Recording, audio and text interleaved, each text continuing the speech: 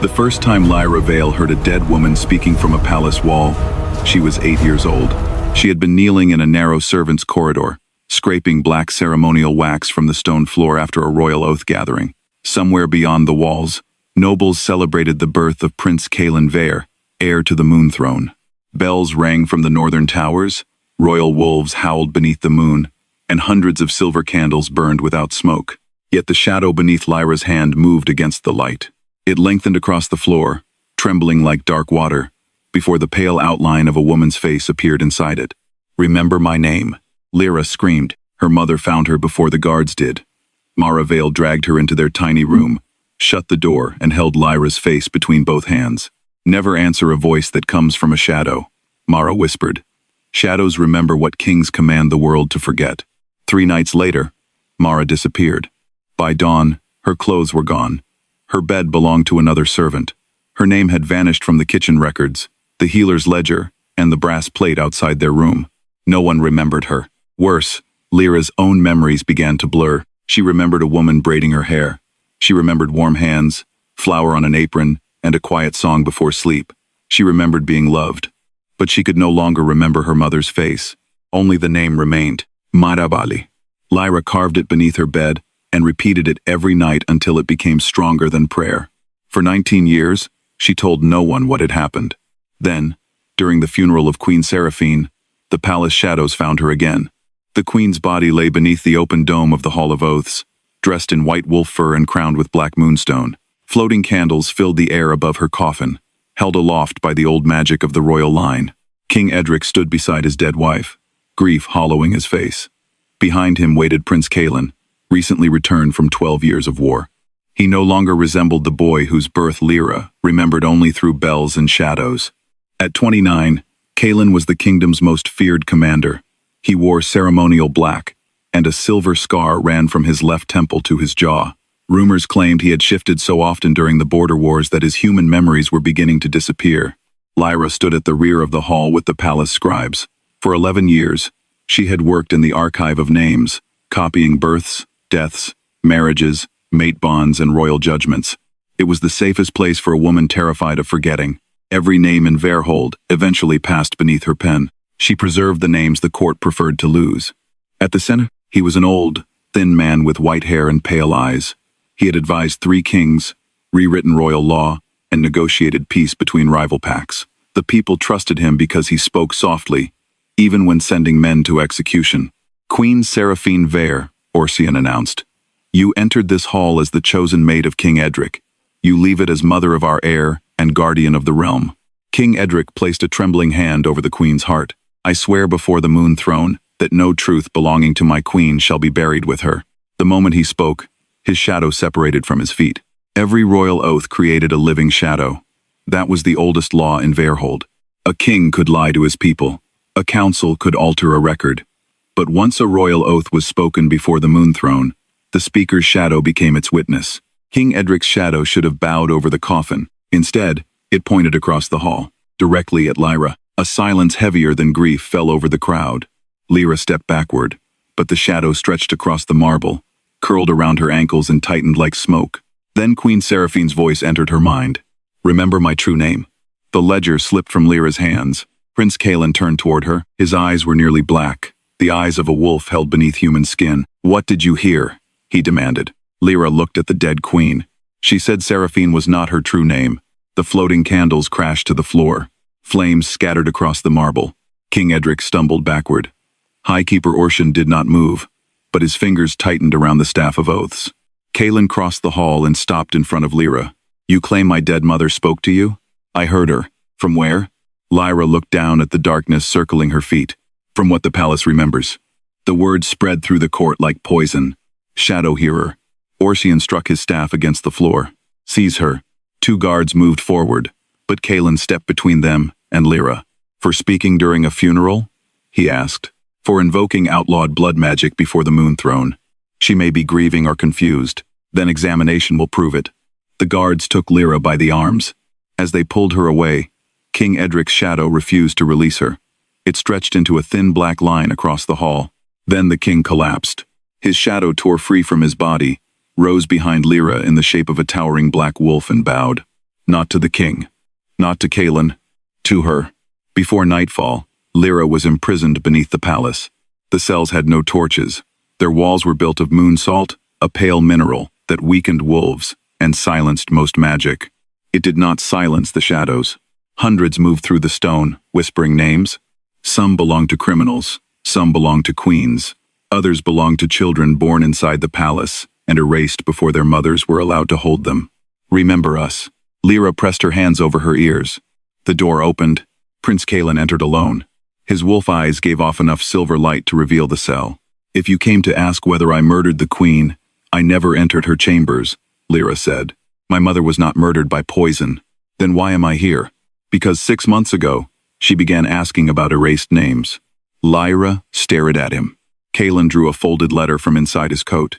She sent this the night before she died. Lyra opened it. Caelan, if the girl in the archive hears me after death, protect her from Orsian. Her mother discovered what we did to the nameless house.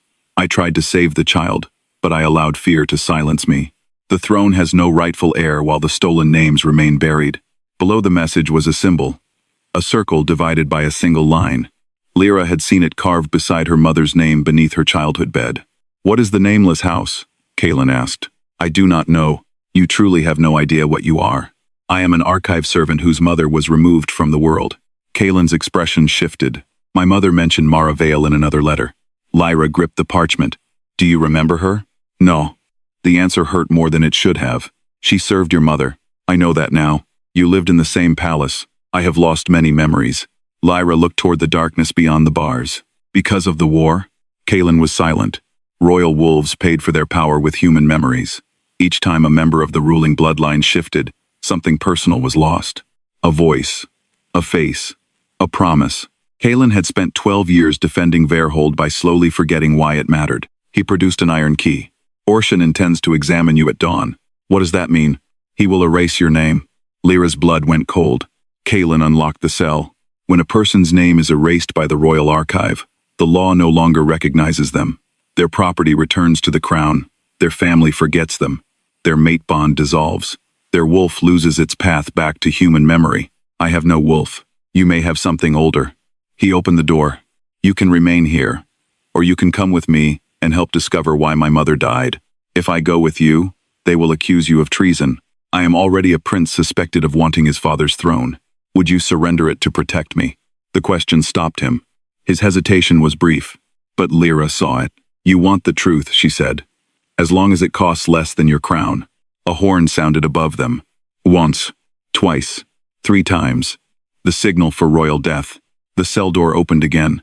Highkeeper Orsian stood outside with 12 guards. The king is dead, he said. And the woman who stole his oath, Shadow, will be tried for regicide. By sunrise, every bell in Veyr announced Lyra's guilt. Orsian controlled the story before she could speak. Witnesses claimed Lyra had entered Queen Seraphine's chambers. A healer testified that black residue found in King Edric's lungs matched ceremonial wax from the archive. 3 servants remembered hearing Lyra threaten the royal family. She had never spoken to any of them. But people trusted records. They trusted uniforms.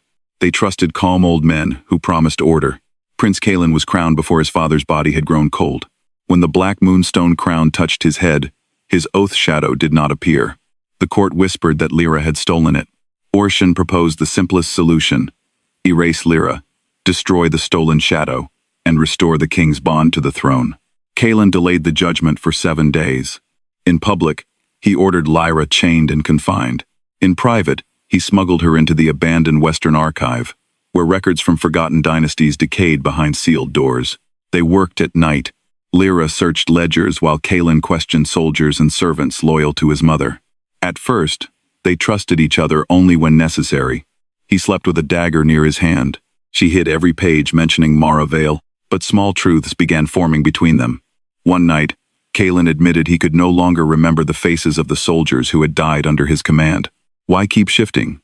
Lyra asked. Because if I had not, enemy packs would have crossed the border. You saved the kingdom by forgetting the people you saved. Yes. Did Orsian know what it was doing to you? He designed the campaigns that required my wolf. Lyra looked at him. You think he wanted you to lose your memories? I think he wanted a king who could not remember enough to question him. That same night, Lyra found a hidden ledger. It contained 97 names erased over 30 years. Healers, scribes, royal companions, servants. At the bottom was Lyra Vale. Beside her name were 4 words: blood verified, heir escaped. Behind a false wall, they discovered an older history book. It described 5 houses that had founded Veyr. 4 gave the kingdom its army, laws, temples, and royal wolves. The 5th guarded the first name. The nameless house possessed no armies or land. Its daughters preserved the true names of rulers, so no king could rewrite history without consequence. When a royal oath was corrupted, a daughter of that house could summon its shadow and restore stolen truth. Caelan looked at Lyra. You are the escaped heir. To a dead house. To the one house the crown feared. They returned to Mara's name. What happens if you restore it? Caelan asked. I do not know. Three. Lyra placed her fingers over the ink. Lyra Vale, she whispered. Daughter of the nameless house. Keeper of the first name. Mother of Lyra. Every shadow in the archive turned toward her. Pain tore through her head. She saw a summer river. A laughing woman. Warm fingers wiping flour from her cheek. Then the memory vanished. A silver comb appeared on the table. Lyra Vale was engraved across its handle. Caelan picked it up, his face turning pale. I remember her. Lyra seized his arm. What do you remember? She carried you through the eastern gate during a fire. My mother hid you beneath her cloak. Mara gave me this comb and told me that if I became king, I must ask why a crown feared the name of a servant. Lyra waited for her own memory to return. It did not. What did the magic take from you? Caelan asked. Nothing. He knew she was lying. Yet he did not force the truth from her. Instead, he reached for her hand. The moment his fingers touched hers, a second heartbeat awakened beneath Lyra's skin. Caelan's shadow rose behind him, in the shape of a massive black wolf, with a chain around its throat. The wolf looked directly at Lyra. Help me remember. Caelan did not hear it. Lyra did. Over the next 4 nights, she restored 6 more names. Each name changed the palace. Portraits altered. Empty chairs gained owners. Children remembered lost mothers. Soldiers remembered commanders whose victories had been stolen.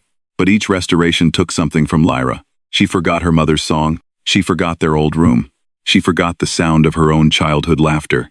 Caelan began writing down everything she told him. Her favorite season. The bread she disliked. The way storms calmed her. The scar on her thumb from stealing a kitchen knife as a child. What are you doing? She asked. Keeping what the magic takes. You cannot restore a memory with ink. No, he said. But I can return it to you as a story. That was when Lyra began to fear him. Not because he was cruel. Because she could imagine trusting him. Their investigation finally uncovered Orshan's strategy. For decades, he had erased anyone capable of challenging his control over royal succession. He changed mate records, destroyed bloodlines, and rewrote prophecy, so kings believed the council alone stood between peace and civil war. His motive was not simple ambition. 40 years earlier, 3 princes had fought for the throne. Orshan's daughter died in the conflict, along with thousands of citizens. He concluded that truth itself was too dangerous. Names created claims. Claims created war. Therefore, peace required controlled memory. It was monstrous. It was also an argument frightened. Nobles wanted to believe. When Caelan challenged the council, they offered him a compromise. Lyra would not be erased. She would be sent to a distant temple. The restored records would be sealed. Caelan would marry Lady Evelyn, Orshan's widowed niece, securing the Eastern army. The kingdom would remain stable. Lyra listened from behind a carved screen. Caelan had risked much to protect her. Now the cost was real. Marriage. Military loyalty. His throne. The council waited for his answer. Caelan hesitated. Lyra left before she heard it. Orshan's guards were waiting in the corridor. They seized her and dragged her toward the public square, where 10,000 citizens had already gathered for her final judgment. By the time King Caelan reached the public square, Lyra's trial had already begun. She stood in chains beneath the Tower of Records, while enormous sheets of parchment hung above the crowd, listing crimes she had never committed. Regicide, shadow theft, corruption of royal memory, attempted seizure of the Moon Throne. High Keeper Orshan stood on the judgment platform, calm and dignified, the staff of oaths in his hand. He had prepared everything. Witnesses repeated the stories he had placed inside their memories. Healers presented false evidence. Council members spoke of the danger of restoring bloodlines, whose claims could tear the kingdom apart. Then Orshan revealed his strongest weapon, Queen Seraphine's private journal. The writing was hers. The royal seal was genuine. The pages described Lyra as unstable, dangerous, and obsessed with the crown. Even Caelan stared at the journal in disbelief. Lyra understood what Orshian had done. He had not forged the queen's words. He had erased selected names from the original sentences, changing their meaning. Where Seraphine had written Orshian is dangerous, the page now said Lyra is dangerous. Where she had written protect Lyra from the council, it now read protect the council from Lyra. The truth had been mutilated without changing the ink. Orshian turned toward Caelan. Your Majesty, the kingdom requires judgment. Caelan descended the platform steps. He wore the black crown and the ceremonial armor of the Moon Throne. Soldiers surrounded the square. The council watched from above. Lyra searched his face for the man who had recorded her memories. She found only the king, Lyra Vale. Caelan announced, You are accused of stealing the oath, shadow of King Edric, and corrupting the royal line. She held his gaze. Do you confess? He asked. No. Will you surrender the stolen shadow? It was never yours to surrender. A murmur moved through the crowd. Caelan's expression did not change. Then, by authority of the Moon Throne, your name will be removed from the protection of the crown. Lyra stopped breathing. Orshian smiled. A royal scribe carried the master ledger forward. Caelan took the ceremonial blade and cut his palm. His blood fell across Lyra's name. The letters began to fade. Pain struck her chest. The guards holding her loosened their grip, suddenly unsure why she was chained. Faces in the crowd became confused. Her room in the archive no longer belonged to her. Her wages returned to the crown. Her mother's silver comb fell from her pocket because the law no longer recognized Lyra as its owner. Even Caelan's eyes began to lose recognition. Please, she whispered. For one terrible moment, he looked at her as though she were a stranger. Then he drove the blade through the master ledger. The book split apart. Black fire erupted from the pages. Caelan ripped the crown from his head and threw it into the flames. I remove her name, he declared, from the protection of a corrupted crown. Orshian's smile vanished. Caelan faced the crowd, and placed it beneath my own. He took Lyra's chained hands and pressed them against his bleeding palm. I, Caelan Veyr, king by blood and commander by law, bind my memory to Lyra Vale. If her name is erased, mine will follow. If the kingdom forgets her, it will forget its king. The square erupted. Orshian raised the staff of oaths. A king cannot bind himself to an unrecognized bloodline. Caelan looked at Lyra. Then recognize yourself. Thousands of whispers rose from beneath the square. Erased mothers, lost heirs, soldiers, healers, queens, children. Lyra understood the choice. She could restore her name. But a restoration that powerful would demand a memory of equal weight. It might take Mara. It might take Caelan. It might take everything. Orshian shouted for the guards to kill her. They charged. Caelan shifted. His werewolf exploded from his human form, enormous and black, its body covered in silver scars, but the chain around its throat was visible now. Orshian struck the staff of oaths against the ground. The chain tightened. Caelan's wolf collapsed. Lyra finally understood. The High Keeper had not merely exploited the royal curse. He had created it. Every campaign, every forced transformation, every lost memory. Orshian had been erasing Caelan piece by piece. Lyra placed both hands against the ground. I restore Lyra Vale. The world disappeared. She saw Mara clearly. Her mother, kneeling before Queen Seraphine. Mara hiding records beneath the Western Archive. Mara carrying Lyra through a burning corridor. Mara placing her child beneath Seraphine's cloak, before turning back to face Orshian's soldiers. Then Lyra saw a boy of 10 standing beside the queen. Prince Caelan. He had watched Mara being taken. He had tried to follow her. Orshian had erased the memory from him. But before the magic closed, young Caelan had hidden Mara's silver comb and sworn that one day he would remember. That childhood oath was why his shadow had resisted Orshian for 19 years. Caelan had not first chosen Lyra inside the prison. Some forgotten part of him had been trying to return to her all his life. The magic demanded payment. Her mother's face, or every memory of Caelan. Lyra wept. For 19 years, she had fought to remember Mara. Now she had finally found her. To save Caelan and expose the truth, she had to release her again. I remember that she loved me, Lyra whispered. Let that be enough. Mara smiled, then vanished. Power tore through the square. Every erased name appeared in the sky. Thousands of black letters moved above Veyrhold like a flock of birds. The Tower of Records split from top to bottom. Portraits changed. Banners transformed. Forgotten family symbols returned to armor, doors and graves. The chain around Caelan's wolf shattered. Orcian staggered backward. "No," he whispered. "You will start another war." Lyra rose as her chains fell away. "You did not prevent war. You stole everyone's right to understand why peace was built." Caelan's wolf stood beside her. Then his oath shadow separated. It crossed the square in the shape of a second black wolf and struck the staff of oaths from Orcian's hands. The ancient wood broke open. Hundreds of narrow strips of parchment spilled across the platform. Names. Orcian had hidden the erased records inside the symbol of his authority. His own strategy exposed him.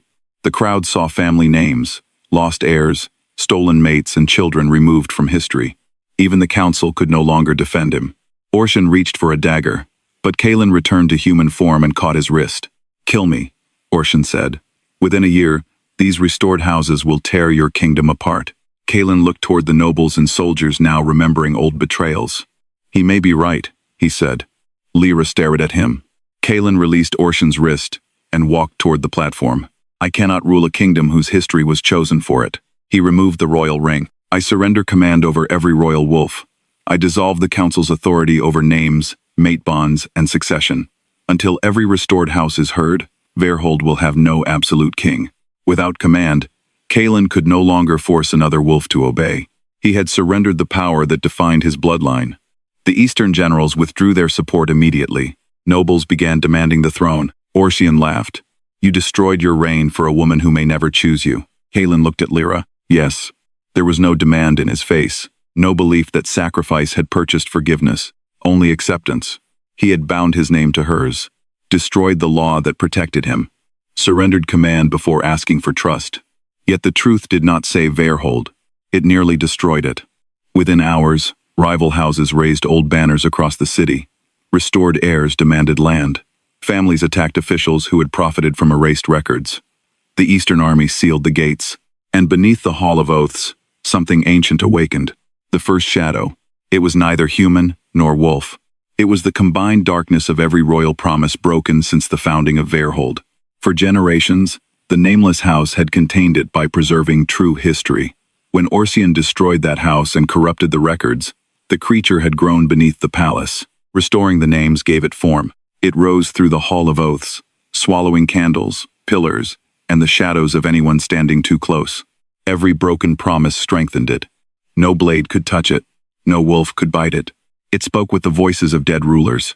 A kingdom built upon stolen truth has no right to continue. The palace began collapsing. Darkness spread toward the city. Orcian smiled from his chains. This was the reason behind his fear. He had not erased names only to control succession. He believed restoring them would release the first shadow and destroy Veyr. He had chosen oppression over annihilation. For the first time, Lyra understood why intelligent people had followed him. His solution was monstrous. His fear was real. Memories inherited through the nameless bloodline showed Lyra the only way to stop the creature. A ruler had to speak his true name and surrender every false title. A keeper had to accept the kingdom's forgotten grief into herself. The ruler would lose his wolf, crown, and bloodline authority. The keeper would carry every erased memory for the rest of her life. Neither could be forced. Caelan saw the answer in her face. "No. If we do nothing, it reaches the city. You have already given too much. So have you. I surrendered a crown. You surrendered your mother." Lyra's chest tightened. She knew Mara had existed. She knew she had loved her. But once again, her mother's face was gone. Caelan touched her cheek. "I wrote down everything you told me about her. A written story is not a memory." "No," he said. "But sometimes a story is how love survives memory." The first shadow tore through the palace roof. Darkness covered the moon. Lyra took Caelan's hand. "We do this together." They entered the ruined Hall of Oaths. The first shadow towered above the broken throne. Orcian was brought inside in chains, not because Lyra wanted revenge, but because he needed to witness the choice he believed no ruler would ever make. Caelan stepped before the darkness. "I was crowned Caelan Veyr, king of the northern wolves, lord of 9 packs and commander of the moon throne." The shadow grew. Titles fed it. Caelan removed his armor, but those names were given by laws built upon theft. He placed the royal ring on the floor. "My true name is Caelan, son of Seraphine, a man who forgot the dead because he feared becoming too weak to protect the living, a man who obeyed corrupted laws, a man who nearly chose a crown over the woman who revealed the truth." His wolf appeared behind him. not as a beast of war, but as a tired black animal covered in scars. Caelan placed his hand upon its head. I release every wolf from my bloodline's command. The wolf closed its eyes, then dissolved into silver light. Caelan fell to his knees. His royal power was gone. Forever. The first shadow turned toward Lyra, keeper of names. Will you carry what the kingdom refused to remember? Thousands of voices entered her mind. Their grief would never leave her. She would dream their deaths, feel their betrayals, remember children she had never held, and wars fought centuries before her birth. She might never again know which memories belonged to her. Caelan reached toward her but stopped before touching. The decision remained hers.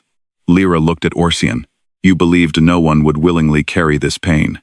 No one should, he whispered. That was never your choice to make. She faced the shadow. I will carry the truth, but not alone. The creature recoiled. The old law demanded one keeper. Lyra rejected it. She turned toward the people standing beyond the broken doors. A kingdom's memory cannot belong to one bloodline, one council, or one crown. Anyone who wants the truth must carry part of its cost. For several moments, no one moved. Then an old kitchen servant entered. My sister was erased. A soldier followed. My commander's name was stolen. Lady Evelyn, the woman Orcian had intended Caelan to marry, walked into the hall. My husband died in a war built on false records. One by one, the people stepped forward. Servants, nobles, soldiers, healers. Hundreds placed their hands upon the cracked floor. The first shadow divided. Its darkness entered them in small pieces, not enough to destroy a single life. Enough that no one could deny the past again. Orcian watched his philosophy collapse. He had believed people were too weak to face truth. Lyra proved that truth became survivable when its burden was shared. The shadow began to shrink. At its center appeared Queen Seraphine. She looked at Caelan, then at Lyra. My true name was Seraphine Namaris Vale, Lyra Vale. The queen had belonged to the nameless house. Mara had not merely served her. She had been her sister. Lyra was Seraphine's niece, the final descendant of the house that once held royal power accountable. Seraphine had married King Edric to protect the bloodline from within the palace. Her secret letters, her questions before death, and King Edric's disobedient shadow had all been part of a plan interrupted 19 years earlier. You could claim the throne, Caelan said quietly. Lyra looked toward the gathered houses. Many would accept her as a compromise ruler. The palace shadows obeyed her. With a crown, she could punish the people who had erased Mara. She could force reforms. She could ensure no keeper was ever hunted again. The temptation was real, but absolute power had created the disaster around them. Lyra would not repeat it simply because she believed herself kinder. I will not claim the moon throne. The nobles erupted. She raised her hand. I will establish a house of memory composed of servants, soldiers, healers, nobles, and representatives of every restored bloodline. No king will erase a name. No council will control mate records. No royal judgment will become law until its oath shadow is witnessed publicly. She looked at Caelan. And no ruler will ever command another wolf's body. Caelan bowed, not as a king, as a man accepting the world she chose. Orcian was not executed. Lyra refused to make his death the foundation of the new order. He was stripped of title, property, and authority.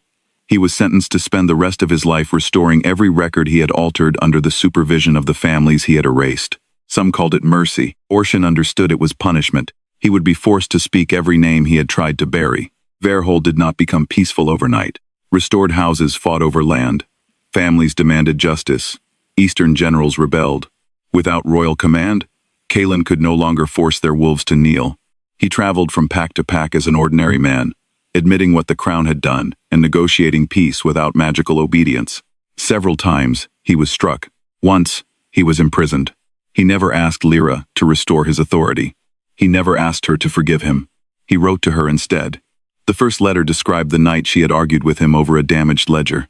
The second described how she held a cup with both hands when anxious. The third told her about Mara's silver comb and the forgotten prince who had tried to keep a promise. Lyra kept every letter. Her mind was crowded with the grief of strangers, but Caelan's words gave her small paths back to herself. Nearly 1 year after Queen Seraphine's funeral, the Hall of Oaths reopened. There was no throne. In its place stood a circular table, surrounded by seats of equal height. Names covered the walls. Not only kings and queens, cooks, stable workers, midwives, soldiers, prisoners, children. Every person erased by the former council had been returned to the stone. Lyra stood beneath Mara Vale's name. She could no longer remember her mother's face, but beneath the name, someone had carved a sentence. She turned back so her daughter could live. Caelan entered quietly. He wore a plain dark coat. Without his royal wolf, he seemed less powerful, more human. "You returned," Lyra said. "The Eastern houses signed the charter. I heard. They want me to represent them at the new council. Do you want that?" He considered the question. "I want to repair what I helped protect." "That was not what I asked." A faint smile touched his face. "No, I do not yet know what I want." Lyra understood. For most of his life, desire had been buried beneath duty. Caelan stepped beside her and looked at Mara's name. "I remember her face," he said. Lyra's heart tightened. "Tell me." She had your eyes, not the color. The way she looked at a lie as though it were only a locked door. Was she afraid? Yes. Did she regret saving me? Never. He reached into his coat and brought out the silver comb. The House of Memory had legally returned it to Lyra. She accepted it carefully. "Why did you bind your name to mine in the square?" she asked. "Because Orsian's magic could erase recognition, but not a freely chosen oath. You still pronounce judgment against me first." His expression tightened. "I needed Orsian to believe I had surrendered, but I should have trusted you with the plan. I used your fear as part of my strategy. You broke my trust. I know. You cannot repair that with one sacrifice. I know. The fact that your shadow chose me does not mean I must choose you. I know." There was pain in his voice, but no resistance. Lyra held the silver comb against her chest. "What happens now?" "I leave that decision with you." Caelan turned toward the door. For one breath, Lyra allowed him to walk away. Then she called his name. He stopped. "I do not forgive the king who stood above me with the blade." Caelan faced her.